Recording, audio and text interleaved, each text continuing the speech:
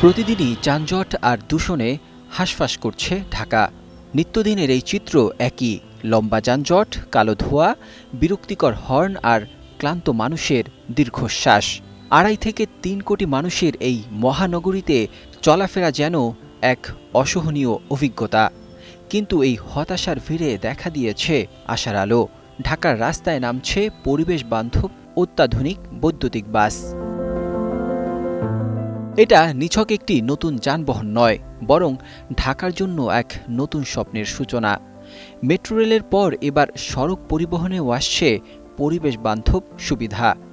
বিশ্বব্যাংকের অর্থায়নে প্রায় 2,500 কোটি টাকার একটি প্রকল্পে যুক্ত হবে 400টি ইলেকট্রিক বাস।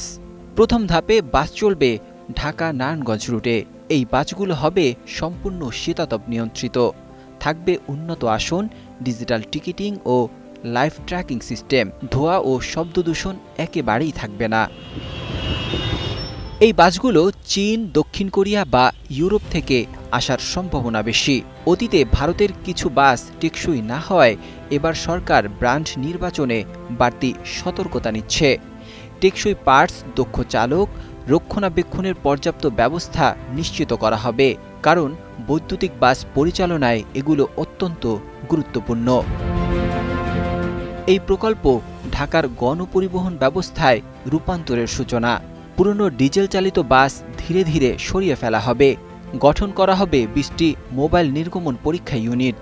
আপগ্রেড করা হবে যানবাহন পরিদর্শন কেন্দ্র।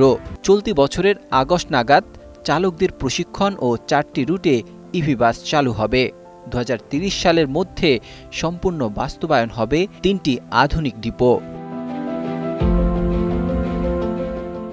বিশ্বের অনেক শহর ইতিমধ্যেই বৈদ্যুতিক বাসে বিপ্লব ঘটিয়েছে।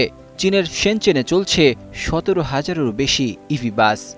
ইউরোপ, আমেরিকাও বড় আকারে এগিয়ে গেছে। এমন প্রেক্ষাপটে ঢাকায় এমন উদ্যোগ একটি আশার আলো নিয়ে আসছে। কিন্তু বাস্তবায়নে যেন এই প্রকল্প লোক দেখানো না হয়, সেদিকে লক্ষ্য রাখা জরুরি। ব্যাটারি ও খুচরা যন্ত্রাংশ সরবরাহ, দক্ষ জনবল, চার্জিং ডিপোসহ সবকিছু পরিকল্পিতভাবে নিশ্চিত করতে হবে। সরকার চায় একক অপারেটর মডেলে বিশৃঙ্খলা কমাতে। পূর্বাচল, ঝিলমিল ও নারায়ণগঞ্জে গড়ে উঠবে চার্জিং ডিপো। এই বাস শুধু যানবাহন নয়, বরং একটি পরিচ্ছন্ন, আধুনিক ও মানবিক ঢাকার প্রতীক হবে। পরিবহন খাতের উন্নয়নের পাশাপাশি এটি টেকসই উন্নয়নের লক্ষ্যমাত্রা অর্জনের পথও সহজ করবে।